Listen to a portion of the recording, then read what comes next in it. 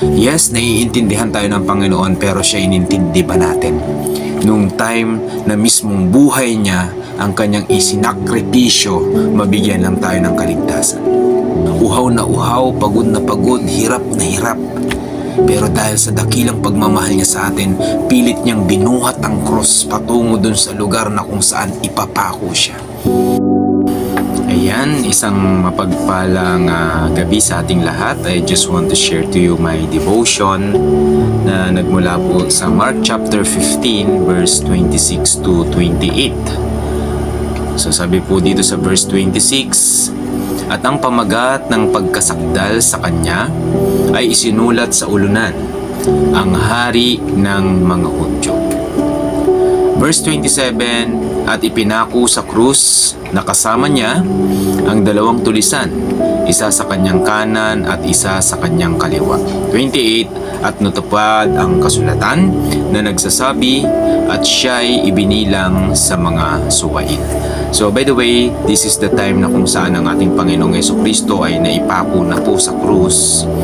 At habang siya po ay nakapako sa krus, siya po ay dinadaanan ng mga matatandang pare. At siya ay minumura at pinagwiwikaan ng mga masasakit na bagay, tulad ng sinasabi na niligtas niya ang iba, ngunit ang kanyang sarili ay hindi niya mailigtas. Bumaba siya ngayon sa krus para kami ay manampalataya. At ang masakit pa nito, pati yung dalawang tulisan po na isinama sa kanyang pagkapako ay kinakatwa din siya, no? Pinagsasabihan din siya ng kung ano-ano at pinagmumura po siya dito po sa Book of Mark. Okay? So kaya yung pinaka-rema ko po dito mga kapatid ay Jesus laid down His crown for the salvation of all. No? Alam naman natin, Jesus is God, Jesus is Lord, Jesus is King, and Jesus is nasa langit. Iniwan niyo po ang kanyang trono, bumaba dito sa lupa para lang tayo ay iligtas or akuin ang ating mga kasalanan, na kung sa tutusin po dapat tayo yung nakapako sa krus, pero lahat ng yun ay inako ng Panginoon dahil siya lang po yung karapat dapat para makamtan natin yung kaligtasan na nais niyang ibigay sa atin. That's why hinubad niya po ang kanyang pagka-Diyos, kinalimutan niya po ang kanyang pagka-Diyos, nakibagay siya na parang isang tao lamang, at yung kanyang korona ay ibinaba niya para lang maipakita yung dakilang pagmamahal niya sa atin. So my reflection here is, sa talatang ito ay pinauunawa kung paano nagpakumbaba ang Panginoong Hesus, mabigyan lamang tayo ng kaligtasan. Alam natin na wala siyang kasalanan, pero siya ay binilang sa mga tulisan, at ang mga ito ay minumura siya at pinagsasabihan ng iba't ibang uri ng mga masasamang salita. Lahat ng ito ay hindi pinansin at alintana ng Panginoon dahil dakila ang kanyang pag-ibig sa atin. So kung iisipin mo, if you are in His situation, no? Na parang alam mo sa sarili mo na wala kang kasalanan, alam mo sa sarili mo na wala kang ginawa, alam mo sa sarili mo na ikaw ay Diyos, alam mo sa sarili mo na hindi ka worth it na mapunta sa lugar na kinalalagyan niya. Alam mo sa sarili mo na bakit mo ba kailangan gawin to, bakit ko ba kailangan gawin to. Kung nasa normal ka lang na pag-iisip, kung normal ka lang na tao na dumadanas ng ganong sitwasyon, na hindi mo naman deserve na makadanas ng ganong sitwasyon, marahil gagamitin mo ang iyong kapangyarihan at gagawin mo kung ano yung nararapat. Pero ang Panginoong Jesucristo, dahil dakilang kanyang pag-ibig, kinalimutan niya ang lahat ng karapatan na meron siya. Grabe, no? He is God. He is powerful.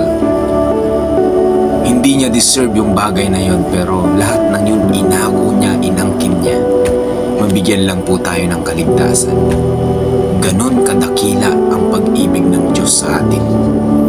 Kaya kung titignan po natin, kapag ka naunawaan natin tong bagay na to, maiisipan mo pa kaya na baliwalain yung ginawa ng ating Panginoon? Sometimes sa atin konting hirap lang, parang ang dali-dali nating isuko si Lord. konting persecution lang, ang dali-dali nating isuko si Lord. Makantsawan lang tayo dahil sa pagsunod natin sa Panginoon, dahil sa pananampalataya natin, parang ang dali-dali nating iwan si Lord. Yung ministry na ipinagkatiwala sa atin, minsan kapag napagod tayo, kapag nahirapan tayo, parang ang dali-dali lang nating talikuran yung mga bagay na yun.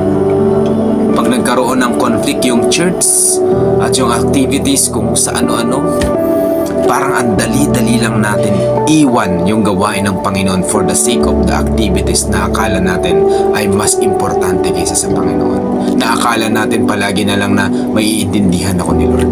Yes, naiintindihan tayo ng Panginoon, pero siya inintindi ba natin? Nung time na mismong buhay niya ang kanyang isinakripisyo, mabigyan lang tayo ng kaligtasan.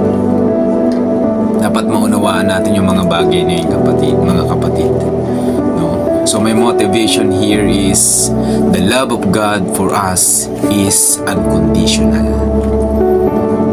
Hindi niya inisip, alam niyo, sa totoo lang, kapag ini-evaluate ko yung sarili ko, if I am the one who is in the position of God, ni Jesus sa cross, hindi ko ma-imagine yung hirap na pinagdaanan ng Panginoon. Remember, hindi lang po siya basta pinako sa cross. Bago po siya pinako sa cross, puro latay po siya, puro sugat po siya. At halos maubusan na po siya ng dugo. Maubusan na po siya ng tubig sa katawan. Uhaw na uhaw, pagod na pagod, hirap na hirap. Pero dahil sa dakilang pagmamahal niya sa atin, pilit niyang binuhat ang cross patungo dun sa lugar na kung saan ipapako siya. At habang pinapako po ang Panginoong Jesucristo, ginagapang niya yung cross kahit hirap na siya. Bakit? Dahil alam niyang doon matatapos ang kasalanan na itinanim sa atin ng dyablo.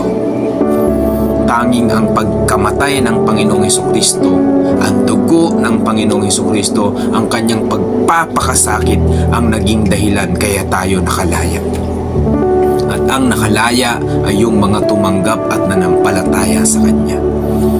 That's why we are preaching, we are sharing the words kung gaano kadakila ang ating Diyos, kung gaano niya tayo kamahal. Hindi natin deserve na mahalin ng Panginoon, pero mahal niya tayo. Hindi deserve ng Panginoon yung hirap na pinaghirapan niya, pero dahil sa dakilang pagmamahal niya sa atin, nakayanan niya yung bagay na yun. Sa tingin niyo po ba, kung hindi tayo mahal ng Diyos, mapagtatagumpayan niya yun?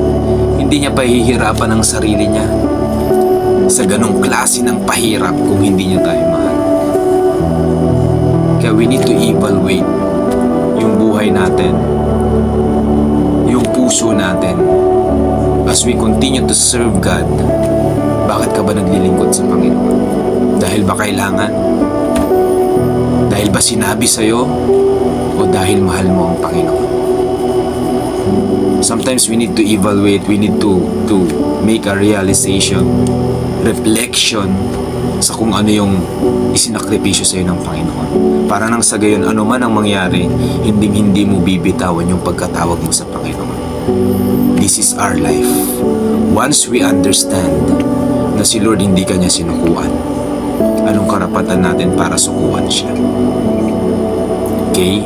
So my application here is pahahalagahan ko ang sakripisyong ginawa ng Panginoong Hesus para mabigyan lamang ako ng bagong pag-asa at kaligtasan. Patutunayan ko ito sa pamamagitan ng aking pamumuhay at paglilingkuran habang ako ay nabubuhay. That's my covenant to God. Habang nabubuhay ako, magpapagamit ako sa Panginoon. Habang nabubuhay ako, maglilingkod ako sa Panginoon. Habang nabubuhay ako, gagawin ko ang kalooban ng Panginoon. I know na hindi madali. Pero kung ikukumpara ko yung pinagdadaanan kong paglilingkod sa Panginoon, wala sa kalingkingan ng ginawa ng Panginoon. Hindi ko sinasabing maglilingkod ako para maligtas. Niligtas na ako ng Panginoon bago pa ako maglingkod sa Panginoon, niligtas niya na ako. Bago pa ako makaunawa sa Panginoon, inunawa niya na ako.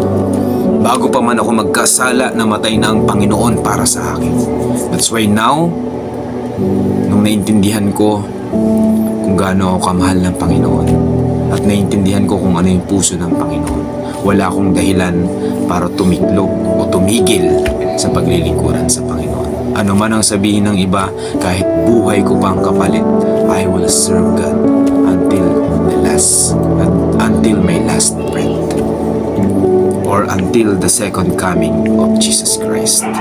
So yun lamang po, nawa sa inyo rin ay nagkaroon ng reflection at nakatulong for us to realize how faithful is our God. God bless everyone. Maranatha. Maligayang paglilingkod.